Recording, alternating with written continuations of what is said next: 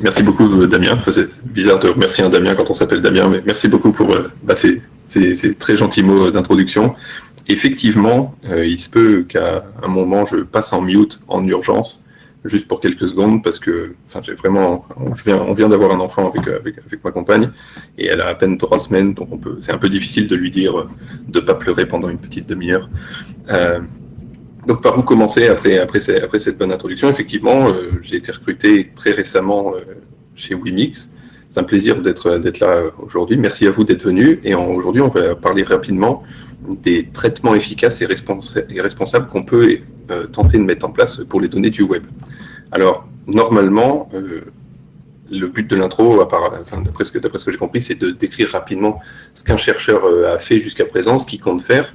Et l'idée hors confinement, ça aurait été d'avoir des discussions un peu informelles autour, avant, après.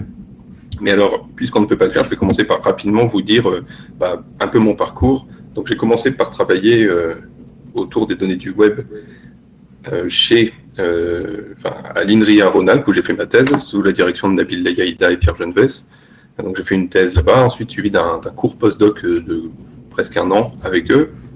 Après quoi, j'ai déménagé, je suis passé outre-Rhin chez Jens Lehmann à l'université de Bonn. Donc Jens Lehmann, c'est une des personnes qui a fait DBpedia, qui est vraiment une des sources de données majeures quand on fait du web sémantique. Je travaillais sous sa direction. Et après 2 ans passés en Allemagne, quand j'en ai eu assez de parler allemand, je suis passé en Irlande pour parler un petit peu anglais, toujours dans les mêmes domaines et sous la direction du professeur Declan O'Sullivan.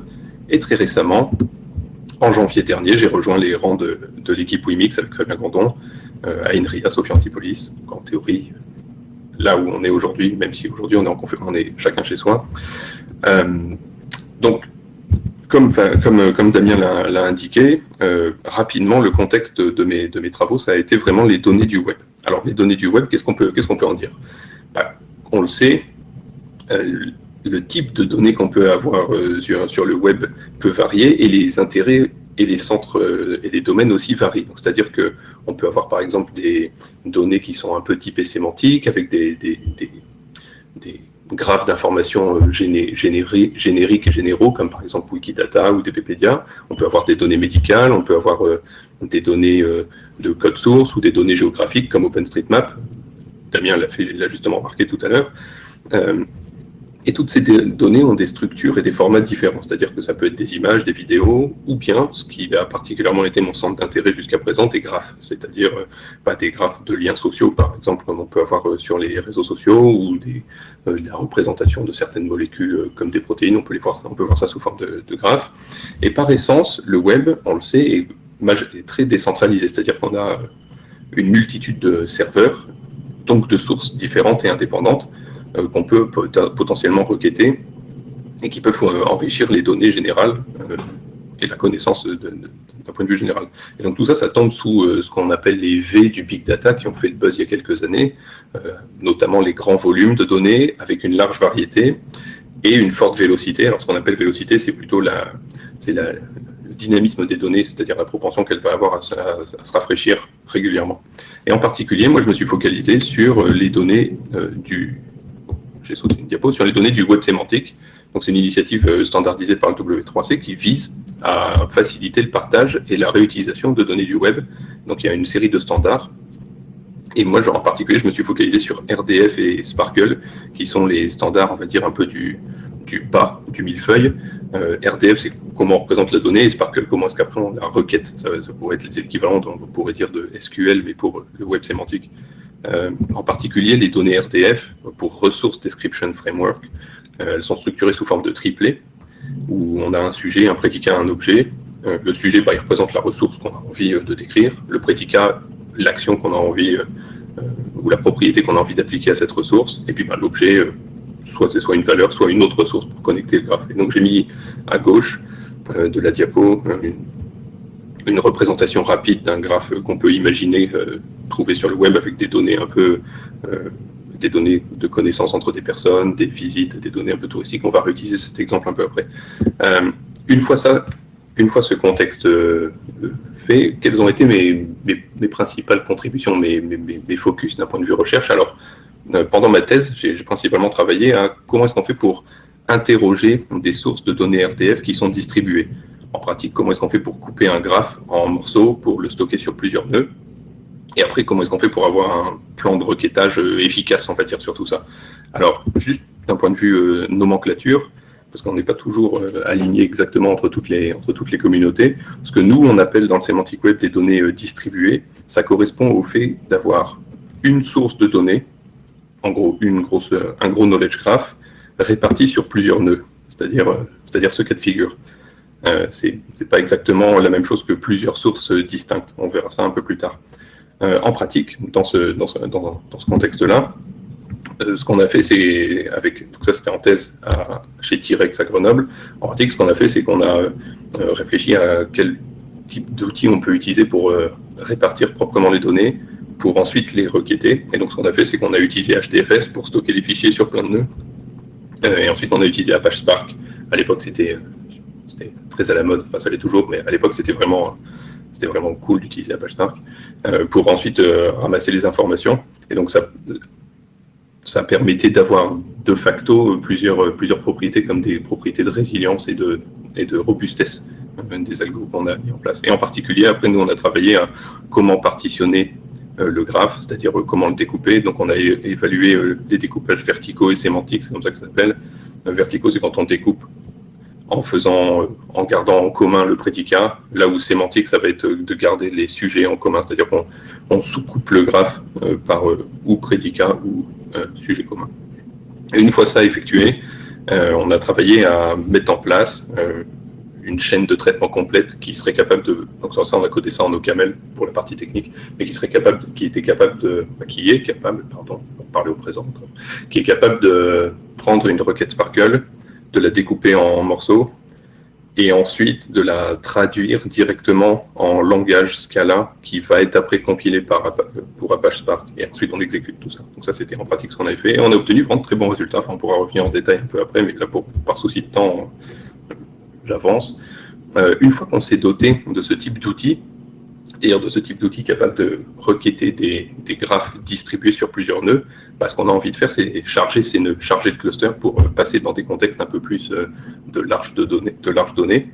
Et en pratique, quand on a un cluster, quand on a un ensemble de nœuds, on peut imaginer qu'un jeu de données, il rentre dans 3 cas de figure, on va dire. Le premier, c'est le jeu de données entier, il tient sur la mémoire d'un seul nœud. Le second, c'est il tient sur la mémoire additionnée de tous les nœuds. Et le troisième cas de figure, qui est un contexte plus big data, ça va être quand le jeu de données il est si large qu'il ne tient même plus en mémoire sur le jeu de données. Alors là, on est obligé de commencer à réfléchir à comment est-ce qu'on fait pour déposer au milieu des processus de requêtage, comment est-ce qu'on fait pour déposer, sauvegarder des résultats intermédiaires, comment est-ce qu'on fait après pour optimiser le query plan, pour s'assurer qu'on a plutôt tendance à traiter les clauses qui vont conduire à des résultats intermédiaires plus petits, et ainsi de suite. Et donc, quand on a envie de sélectionner le meilleur évaluateur, parce qu'en fait, c'est parti d'un cas pratique où on avait besoin, dans le cadre d'un projet européen, extraire un évaluateur, on peut se demander comment on fait pour l'extraire. La réponse habituelle pour ce genre de problème, c'est c'est pas très compliqué, on regarde dans la littérature les benchmarks qui ont déjà été publiés, puis on voit ce qui se passe. Et là, on s'est aperçu d'un problème. On s'est aperçu que la plupart des benchmarks, en fait, ils ne correspondaient pas au cas vraiment distribué, c'est-à-dire qu'ils se focalisaient, en tout cas dans le domaine du web sémantique, surtout sur des données sur des performances qui étaient le temps de réponse et le temps de chargement, et pas trop des métriques additionnelles comme par exemple le trafic sur le réseau, l'utilisation de la mémoire vive, l'utilisation de la mémoire disque, l'empreinte sur les disques et ce genre de métriques. Donc ce qu'on a fait, c'est qu'on a tout refait retourner sur plusieurs benchmarks, et puis on a ajouté des métriques. Et en parallèle de ça, on s'est dit que plutôt que de regarder les évaluateurs juste à l'aune de la performance temporelle sur le temps de réponse, on pourrait regarder aussi tout ça via le prisme de différents cas d'utilisation qui correspondent à la réalité en fait, des gens qui ont vraiment des cas de big data chez eux. Et donc on en a listé plusieurs qui sont des cas un peu génériques. Donc la vélocité, ça correspond à quel est l'évaluateur le plus rapide à répondre. Donc ça, c'est le cas classique. Et après, on a regardé par exemple les cas de dynamicité. Donc ça correspond à un des V du big data, c'est-à-dire comment ça se passe quand on met à jour les données. Après, on a regardé la robustesse aussi. Et il y a un autre cas d'utilisation qui a été assez intéressant, c'est ce qu'on appelle la parcimonie. C'est-à-dire que dans plein de cas, les évaluateurs de requêtes Sparkle, ils doivent aussi tourner en concurrence avec d'autres services qui sont aussi sur le cluster, enfin sur le serveur. Et la plupart du temps, les solutions qui sont développées, elles sont très gourmandes en ressources et en fait, elles frisent le reste. Et ça, c'est très gênant si, par exemple, on fait tourner son évaluateur sur le serveur de son site web. Donc, la parcimonie, c'est quelque chose d'intéressant. Et en faisant tout ça, donc on a évalué ça sur plein d'évaluateurs, on aboutit à ce genre de représentation qui permettent de voir en gros et de classer les évaluateurs les uns par rapport aux autres suivant les différentes métriques. Et ça, c'était complètement nouveau. Personne ne l'avait fait jusqu'à présent, assez bizarrement. Une fois qu'on s'est doté donc après ces deux contributions-là, je me suis attaché à regarder ce qui se passe quand on a des données un peu hétérogènes. Parce qu'en pratique, jusqu'à présent, j'ai un petit peu menti sur toute ma présentation.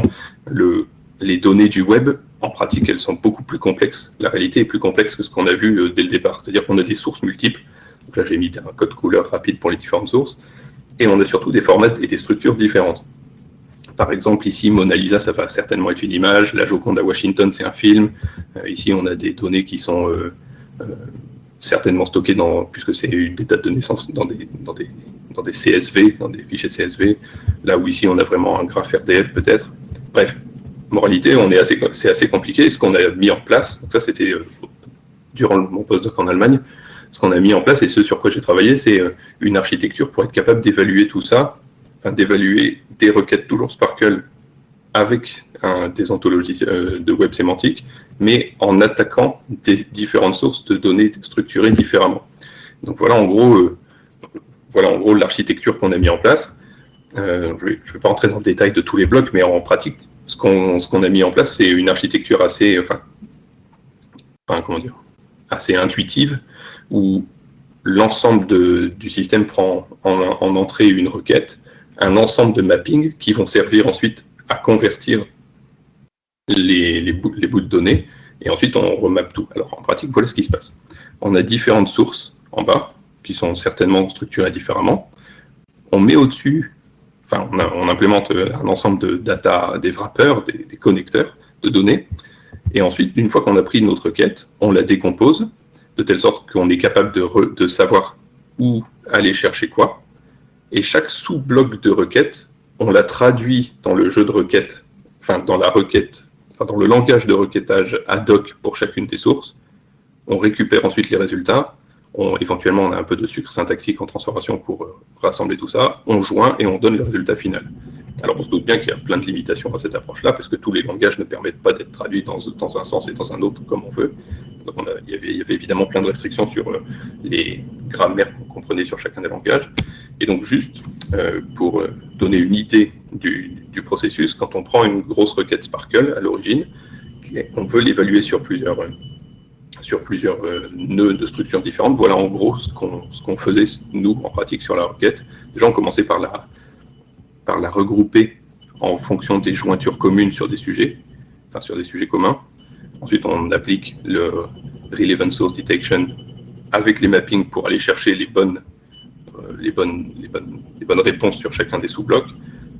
On récupère les sous-résultats, on les joint unitairement entre eux, et ensuite on a avec un cost model, une loi de coût, on est capable de construire un plan de jointure. Donc là ici j'ai mis un coût assez simple en fonction du nombre de variables qu'on a dans chacun des sous-blocs, mais en pratique on peut évaluer ça avec des modèles de coût bien plus complexes.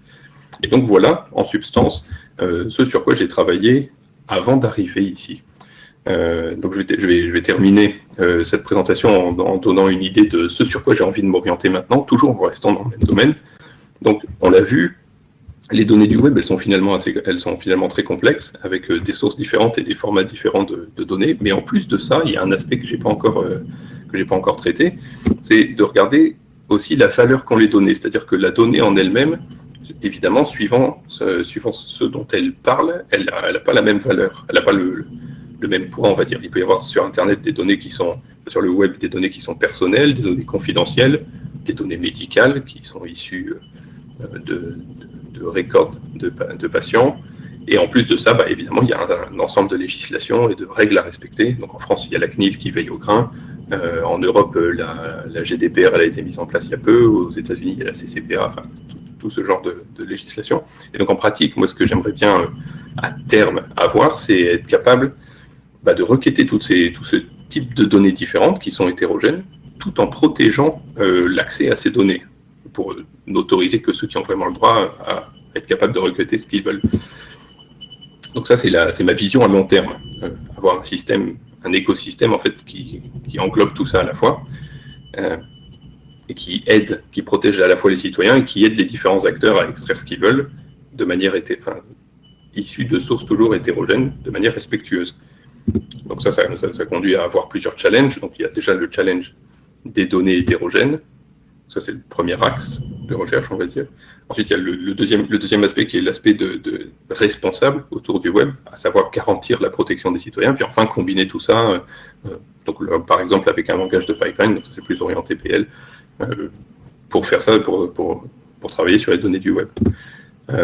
Donc, ici, je me permets juste de suggérer des possibles pistes de réflexion sur lesquelles j'aimerais travailler. Donc, concernant le premier axe, ce que je commence à faire, c'est réfléchir à étendre les standards qui existent déjà, R2, RML, et utiliser par exemple RDF Star, qui est une nouvelle proposition de W3C, enfin, qui va être proposée de W3C pour pouvoir enrichir en gros les graphes qu'on a de manière native avec des aspects plus hétérogènes. Concernant le deuxième axe, à savoir donner le contrôle de l'accès, donc il y a un aspect anonymisation des données qui a déjà été exploré pour les données sémantiques, mais pas trop pour les données hétérogènes. Et surtout, il y a les règles d'accès. L'access control, c'est quelque chose qui a été très très peu exploré jusqu'à présent pour les données du web sémantique et pour les données du web hétérogène. Et donc ça, c'est quelque chose que j'aimerais vraiment fouiller. Et enfin, et ça c'est à plus long terme, le dernier axe, c'est un peu plus rêveur sur celui-là, parce qu'il nécessite un peu d'avoir mis en place les axes 1 et 2 avant. Comment est-ce qu'on fait après pour combiner tout ça de manière unifiée donc, par exemple, on peut imaginer l'implémentation ou l'extension de Sparkle pour pouvoir avoir des langages de pipeline, de manière à aussi englober les données hétérogènes. On peut aussi penser à une extension de certains standards comme Spin, qui sert déjà à décrire des requêtes Sparkle, mais avec des requêtes Sparkle orientées aux données hétérogènes. Enfin, voilà rapidement ce sur quoi je réfléchis en ce moment chez Wimix. Je crois que j'ai légèrement débordé. En tout cas, merci beaucoup de votre attention. N'hésitez pas à m'envoyer un email ou un chat si vous voulez. Et je termine avec cette petite diapo pour possiblement démarrer les conversations après. Merci beaucoup.